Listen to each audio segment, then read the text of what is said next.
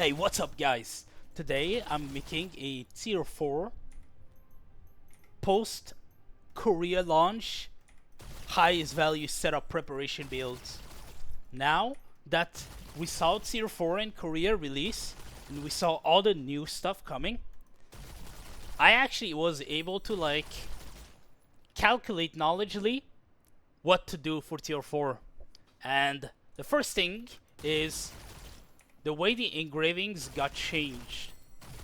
Some engravings, let's say precise dagger, like I said, became really good, but it's not the best one. The way some engraving work is on the stone. Most engravings are getting a 6% maximum boost from the stone, right? People predicted that shit Grudge would become the best because, oh my god, 6% on Grudge. But every engraving, like Hitmaster, Curse Doll, all these engraving also get the exact same 6% boost that Grudge has. So now, a stone, let's say with this, is actually Bis. This is probably the best stone in the game. And I have it. It's a Keen Blunt 2 Hitmaster Stone. Why is that? It's because Keen Blunt is the only engraving and the entire game that got a bigger than 6% damage boost on the full levels, like level 5 stone. So if you cut a Hitmaster Keen Blunt Stone or Hitmaster Curse Doll, you get the full 6%, but on Keen Blunt it's higher than 6% maximum. The best, this is not the actual best stone configuration. If it was like 10 Keen Blunt, that would have been the best one. But the fact that it has Keen Blunt and Hitmaster on it makes it at the top of like the stones for tier 4. Now, the new build that I'm designing for tier 4 is a bunch of engraving got changed, and one of them is Ether Predator. A lot of shit I predicted was right. I said that the stats, the way the stats would work is it would give you 50 points, exactly 50 points per stat, which happened.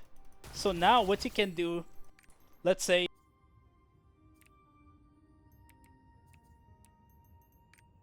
this is your stats pre, like after you put everything on spec, because you pretty much have no choice to put everything on spec on already installed classes like that. But now you have your bracelet still. For now, we still have our bracelet stats. Mine is spec endurance, precise SL. So right now, 90 endurance is still equalized on my base stats. So this is my base stats after I dump everything into spec. Now I have 10 points of stats that I can just put everywhere. Now the best thing to do, when I did the calculations in tier 4 bosses, that I made the requirement and defense to be about 50,000 minimum. Well, with the new Ether Predator change, you can just run Ether Predator instead of Grudge, and you get 30% defense. So what that means is that 30% defense, let's say on my class, with just the endurance rate, look at this, boom, that's it. At 30, at max stack, it is 54,000 defense. So now, I already meet the minimum requirement for tier 4 defense coefficiency to prepare for the fights in tier 4. And now, all I have to do, I still have 10 points of stats I can put everywhere. Now, I don't need that much stats elsewhere. I just need enough crit rate because I have a really good bracelet with precise on it. And I have a Dren. So 15, 55, 60 with this guy. And 62. Now, the minimum for Keen Blunt is 60%, but you always want to go a bit above. So if I put like 4 points,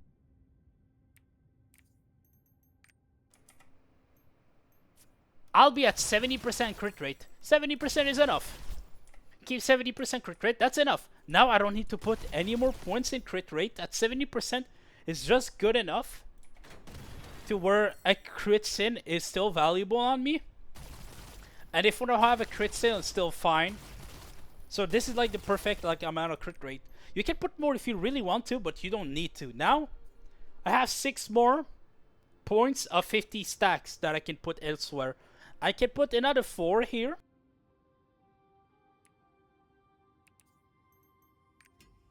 Can put another 4 here.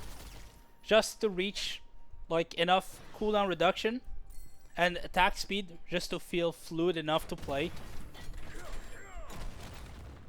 So let's say I'm at 114 with yearning or the new yearning, whatever it's gonna be. It's probably still gonna be at like maybe 120 to 130% range. That's good enough to pilot the class. Now there you go. I have 2 more. 2 more. I can just dump in endurance.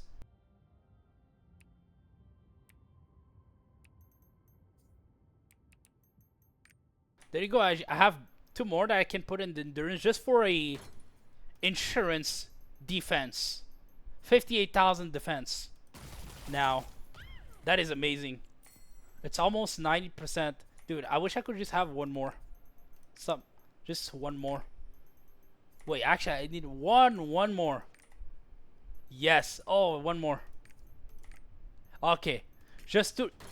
Okay, now you reach the 90% physical damage reduction base defense.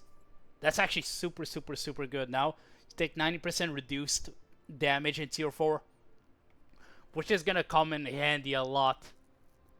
So maybe I'll just upgrade armor more. Like I don't have to like try and get like endurance points somehow. But we're 100% gonna get like more potions and shit during tier 4. So it's gonna be possible to do that for preparation.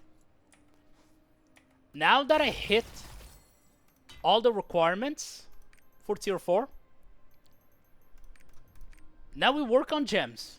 The way gems were introduced in tier 4 is that they made tier 4 gems that go up to level 10. Now,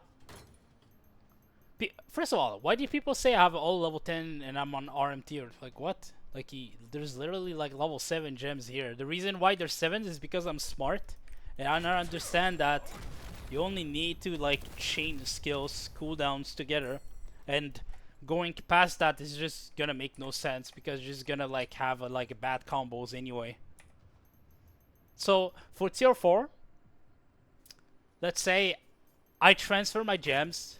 This level 10 is gonna become a level 8, but it loses damage. But all tier 4 gems have an attack power boost on them. And so what it does is that getting as many tier 4 high level gems as possible is actually like kind of good, which is a bit well bait and kind of pay to win at the same time. But it's probably better they do it that way than the old gem system. Now, the only problem is that a level 8 tier 4 gems is 36% damage and like an attack power boost. A level 9 is 40%. But a level 10, people thought it would be like a lot higher than what it is, but it's actually 44% damage boost. People predicted it to be like something crazy like 50%. Nope, it's actually only 44% damage boost on a level 10 tier 4 gems. So now it's actually like the way you build gems is gonna change by a lot, because it's not worth it to like have level 10 tier 4 gems early. Instead, it's better to like get all your gems and an equal playing field. Like it's better to get all level 8s and then all level 9 and then all level 10.